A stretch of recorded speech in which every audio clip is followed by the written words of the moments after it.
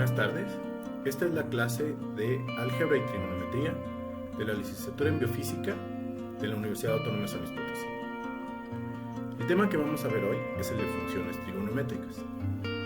Estas funciones son importantes y esta es la parte introductoria al estudio de este tipo de objetos matemáticos. Trigonometría literalmente significa medición del triángulo, pero su aplicación no se limita a la geometría de los triángulos. Tiene muchas otras aplicaciones en geometría, pero también en física, en química y en ingeniería.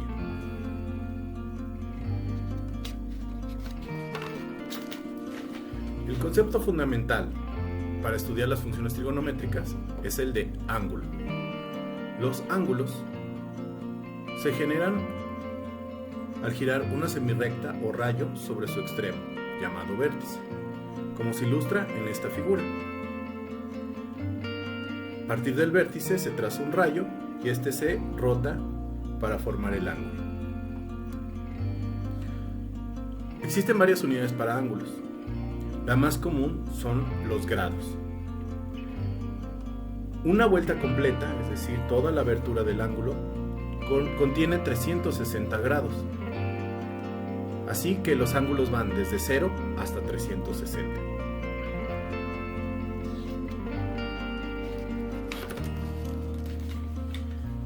Existen varios ángulos o varias medidas de ángulos que son interesantes. Por ejemplo, una media vuelta corresponde a un ángulo de 180 grados y se conoce como ángulo llano. Un cuarto de vuelta se conoce como ángulo recto y tiene un valor de 90 grados. Los ángulos que son menores de 90 grados se conocen como ángulos agudos. Y los ángulos que son mayores a 90, pero menores a 180, se conocen como obtusos. Existen algunas relaciones entre ángulos. Por ejemplo, cuando dos ángulos, su suma da 90 grados, se conocen como complementarios. Mientras que cuando dos ángulos suman 180 grados, entonces se conocen como suplementarios.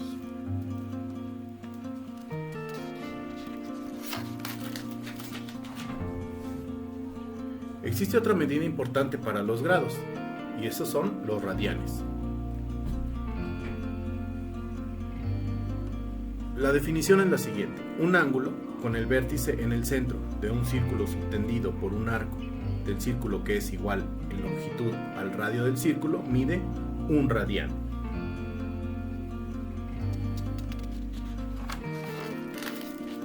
Veamos la definición en la siguiente figura. Tenemos un círculo, una circunferencia con radio r. Entonces tomamos el largo del radio y lo subtendemos sobre la circunferencia.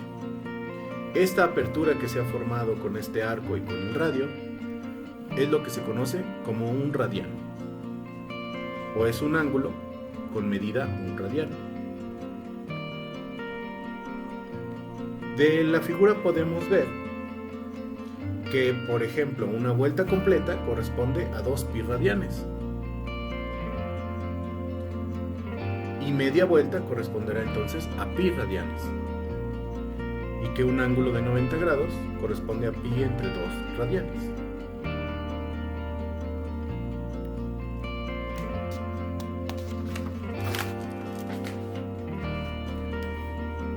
Es importante saber cómo convertir de grados a radianes y de radianes a grados. Entonces las reglas de conversión son las siguientes. Para convertir grados a radianes hay que multiplicar por el factor pi entre 180. Y para convertir radianes a grados hay que multiplicar por el factor 180 entre pi.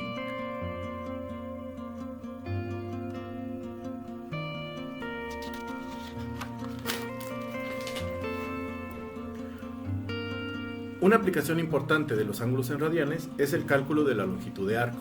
La longitud de arco se refiere a un pequeño segmento de la circunferencia al que queremos saber su valor o su longitud. Para calcular este tipo de longitudes de arco se utiliza una proporción muy sencilla como esta. Si tenemos una longitud de arco que corresponde a esta abertura de ángulo y tenemos otra longitud de arco que corresponde a esta otra abertura de ángulo, entonces podríamos conocer ambas cantidades si conocemos estos ángulos. Ahora vamos a suponer que decimos que phi es igual a 1 radián. Por lo tanto, t sabemos que debe valer igual al radio, por la definición de radianes.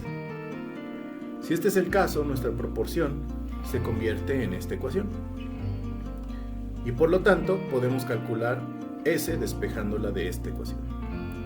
Entonces, en un círculo de radio R, supongamos que un arco de longitud S subtiende un ángulo θ, central medido en radianes. Entonces, la longitud de ese arco va a estar dada por el radio multiplicado por el ángulo en radianes.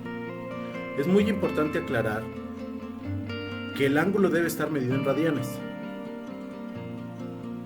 porque si está medido en grados, esta ecuación no es correcta. Esto es porque hemos supuesto esta relación desde el principio. Entonces hay que tener mucho cuidado de tener nuestro ángulo en radianes para poder medir longitudes de arco.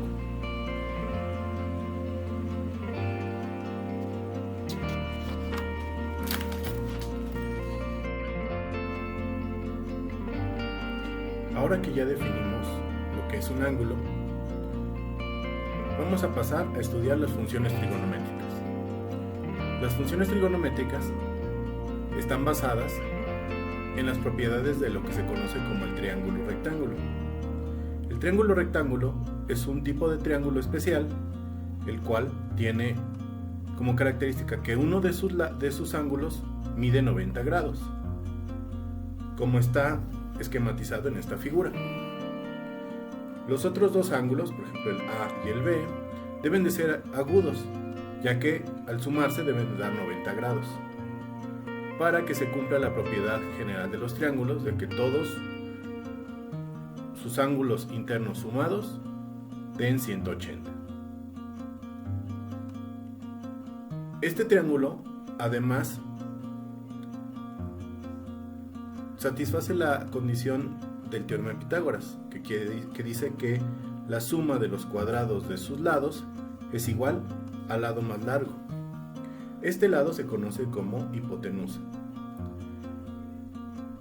y los otros dos lados se conocen como catetos, y de acuerdo a respecto a qué ángulo estemos hablando tomarán un nombre diferente. Por ejemplo, si tomamos como de referencia el ángulo A, entonces el lado A se conoce como cateto opuesto a A y el lado B como cateto adyacente a A.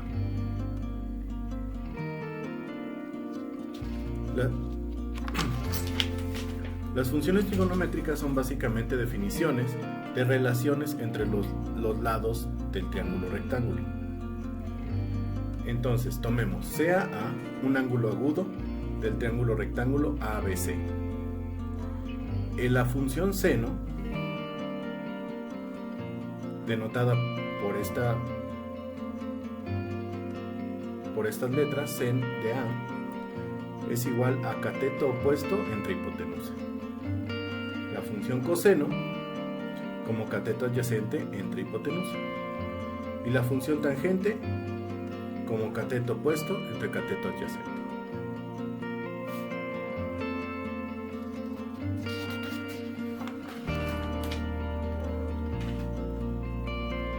La función cotangente está definida como la relación entre el cateto adyacente y el cateto opuesto.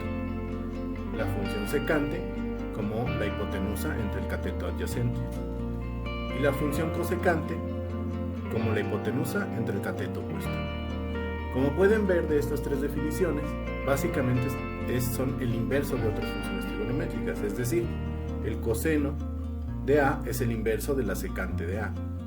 El seno de A es el inverso de la cosecante de A. Y la tangente de A es básicamente el inverso de la cotangente de A.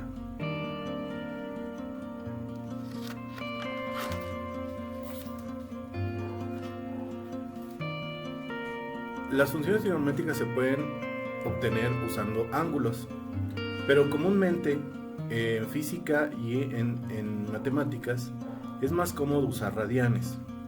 ¿Por qué? Porque mientras los ángulos son una especie de medida, digamos abstracta, definida solamente para medir ángulos, los radianes corresponden a números reales. Eso da una ventaja si queremos sacar más provecho a las funciones trigonométricas. Entonces, para definir y que quede más claro cómo se evalúan las funciones trigonométricas en números reales, consideremos el siguiente concepto, lo que se conoce como el círculo unitario. El círculo unitario no es más que una circunferencia que tiene radio 1. Entonces, lo que tiene bonito el círculo unitario es que, todos los puntos sobre el círculo deben de satisfacer esta ecuación, que es esencialmente la ecuación de la circunferencia con radio 1. Ahora, como el radio vale 1, entonces la circunferencia, es decir, el perímetro del círculo, vale simplemente 2pi. Si ustedes se fijan, ya desde aquí estamos dándonos cuenta de que este círculo es básicamente una medida de los radianes. Ahora, si ustedes se fijan, cualquier punto que yo ponga sobre el círculo corresponde a algún número real. Es decir, si yo empiezo aquí, puedo ir caminando y es como si recorriera la recta numérica. Cada vez que dé una vuelta, he avanzado 2pi, y luego 4pi, 5pi, y así puedo irme hasta el infinito. Quiere decir que es como si yo caminara sobre el eje X hasta el infinito. Entonces, en realidad, cualquier número real positivo puede ser representado en la recta numérica. Y los números negativos también. Lo único que tengo que hacer es ir y caminar en sentido contrario.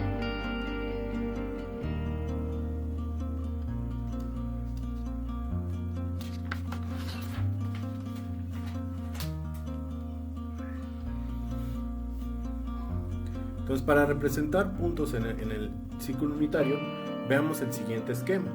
Tengo mi círculo unitario. Un punto T que esté sobre el círculo va a tener coordenadas X y Y, de acuerdo al eje cartesiano que está aquí. Ahora, la coordenada X de este punto va a estar relacionada con este ángulo T que está aquí, y la coordenada Y también.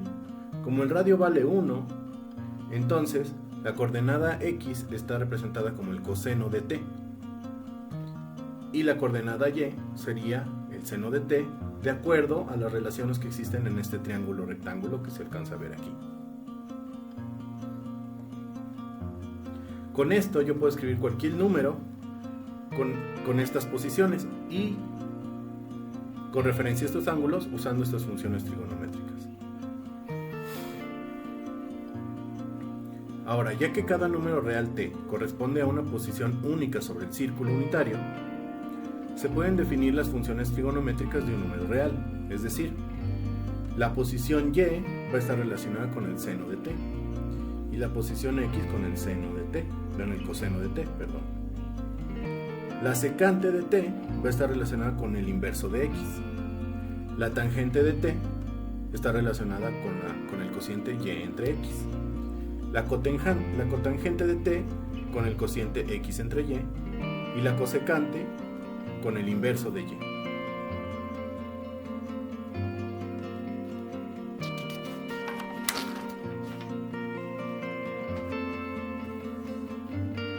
Ahora que hemos definido las funciones trigonométricas y hemos visto cómo se escriben para los números reales, veamos cómo se grafican. Usemos el plano cartesiano, como usualmente hacemos para graficar las funciones. El seno y el coseno son básicamente funciones que se conocen como periódicas, es decir, inician en algún punto y después de un cierto periodo regresan al mismo punto. En el caso de seno y coseno, el periodo es de 2pi, como se muestra en la figura. A partir de 2pi se va a repetir la forma otra vez por otros 2pi, por un periodo de 2pi. Y también pasará lo mismo si nos vamos hacia los números negativos. El seno empieza en 0, llega hasta 1, luego regresa a 0, pasa hasta menos 1 y regresa a 0. Mientras que el coseno empieza en 1, va a 0, pasa por menos 1 en pi, llega a 0 en 3 medios de pi y regresa al 1 en 2pi. Como se puede ver, el seno y el coseno entonces están desfasados pi medios. Es decir, es como si yo agarrara la función seno y la jalara o la corriera pi medios para hacerla coincidir con el coseno.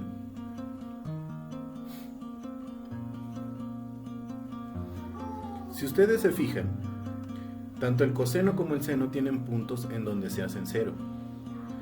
Eso va a provocar que otras funciones trigonométricas tengan divergencias en esos puntos.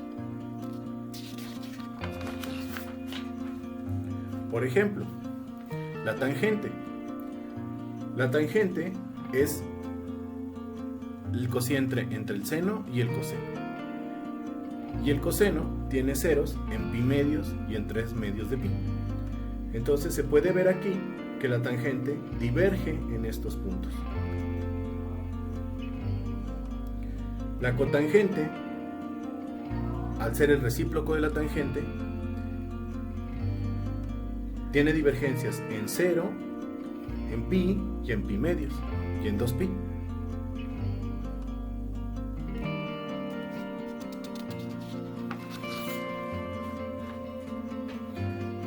Por su lado, la secante es una función que siempre es mayor que 1. Y dado que es el inverso del coseno, también tiene sus divergencias en pi medio y en 3 medios de pi. La cosecante, de igual manera, es una función que siempre está encima de 1. Solamente que sus divergencias corresponden a los puntos en donde seno es igual a 0, es decir, en pi y en 2pi. Y en 0.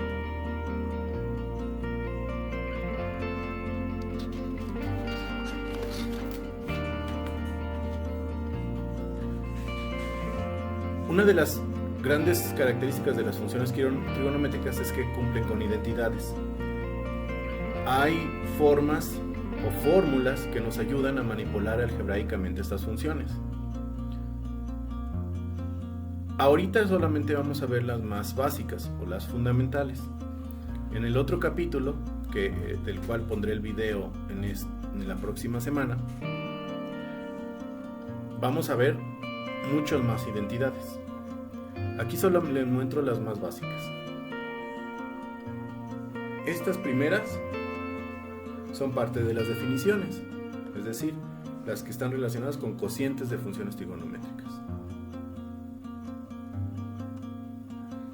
Estas de acá se llaman identidades de desfasamiento.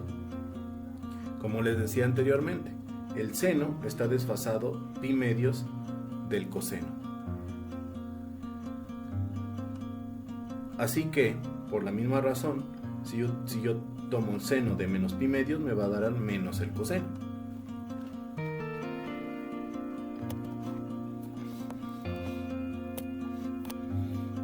Y por otro lado, si tomo pi medios menos t, me va a dar otra vez el coseno.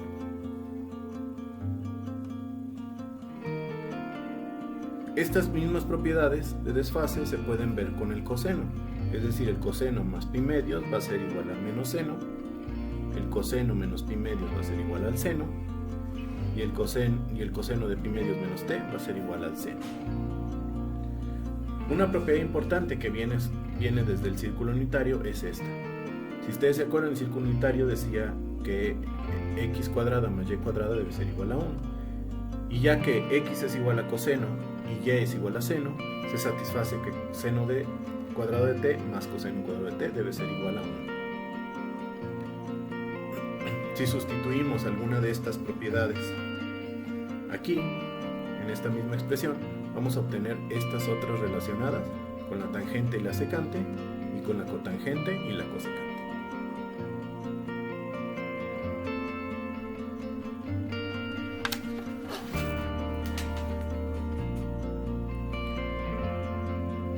Este es el contenido de este capítulo, espero que les haya quedado claro. Si ustedes tienen dudas o quieren que revisemos alguno de los ejercicios de tarea, no duden en escribirme un correo y nos ponemos de acuerdo. Como tarea, que va a ser los ejercicios con los que voy a evaluar, van a ser los ejercicios de repaso del capítulo 6. Del 1 al 30, solamente los impares. Las páginas aquí se las dejo. Y la fecha de entrega sería el próximo lunes 11 de mayo. Hasta luego y espero que estén muy bien.